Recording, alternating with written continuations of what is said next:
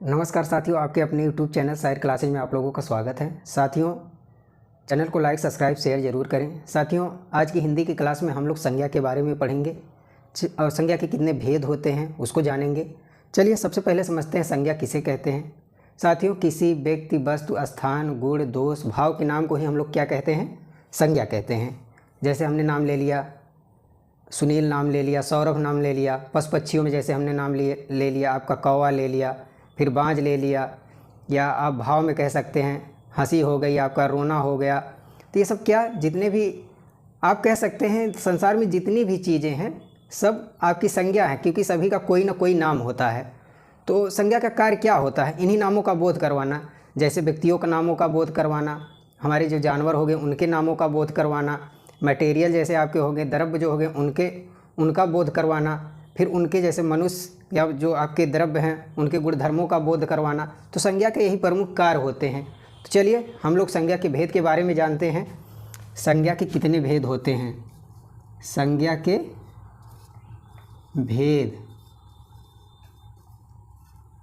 संज्ञा के भेद दोस्तों, संज्ञा के मुख्य रूप से 3 भेद होते हैं। संज्ञा के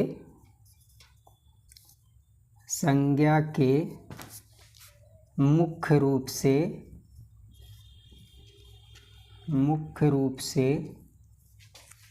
3 भेद होते हैं। मुख्य रूप से 3 भेद होते हैं। पहला आपका हो जाएगा व्यक्तिवाचक संज्ञा। व्यक्तिवाचक संज्ञा। दूसरा आपका हो जाएगा जातिवाचक संज्ञा।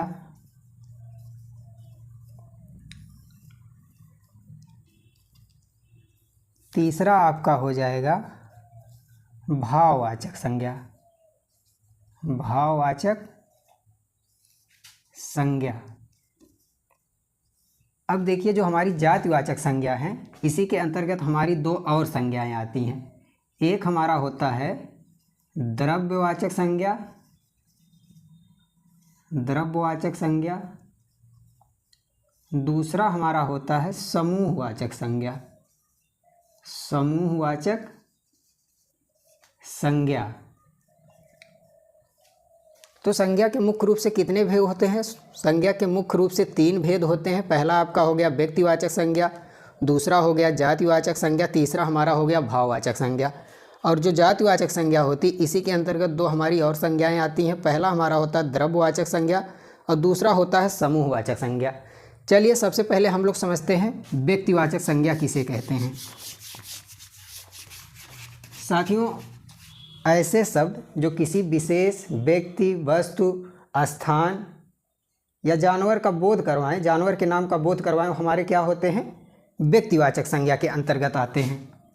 जैसे हमने नाम ले लिया, जैसे आपका अमिताभ बच्चन, अमिताभ बच्चन। फिर हमने नाम ले लिया शेर। फिर जैसे हमने लिख दिया दिल्ली।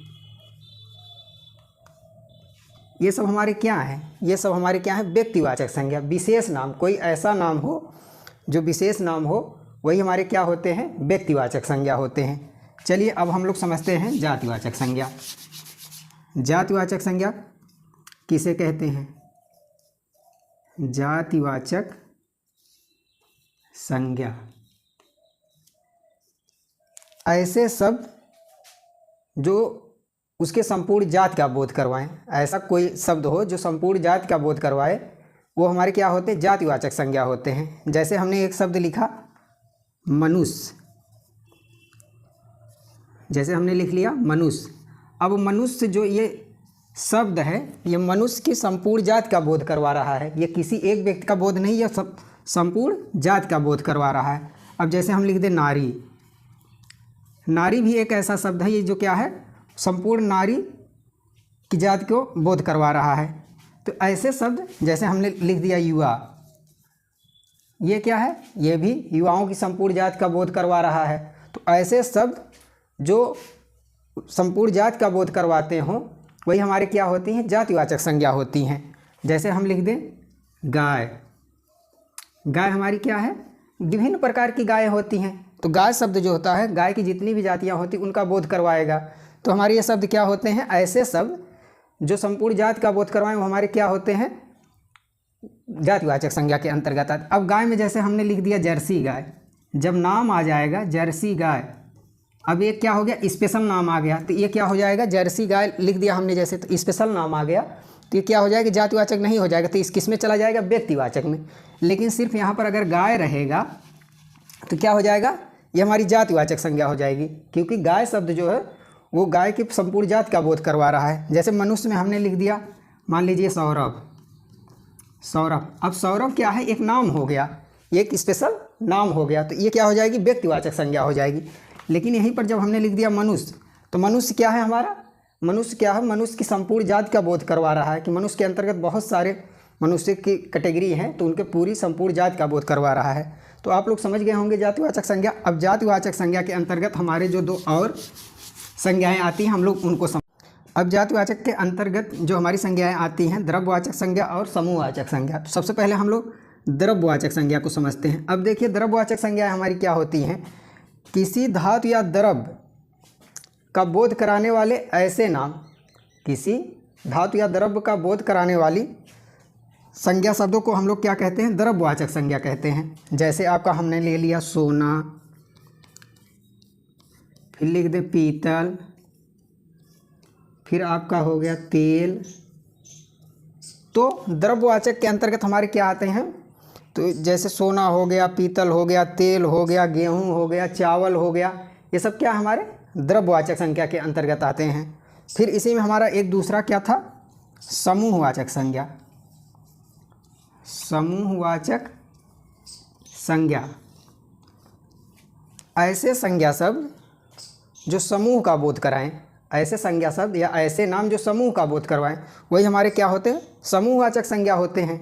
जैसे हमने कह दिया भीड़, भीड़, अब देखिए भीड़ तो एक अकेले आदमी की भीड़ तो होती नहीं, उसमें बहुत सारे आदमी होती, तभी वो भीड़ कहलाती है। सेना जैसे हमने ले लिया, सेना भी जहाँ रहते हैं ये लोग, बहुत सारे लोग इकट्ठे रहते हैं, समूह हो गया। तो ये सब हमारे क्या होते हैं, ऐसे नाम जो समूह का बोध करवाएं, जैसे भीड़ हो गया, गुच्छा हो गया, ये सब हमारे क्या हैं, सब समूहवाचक संज्ञा के अंतर्गत आएंगे।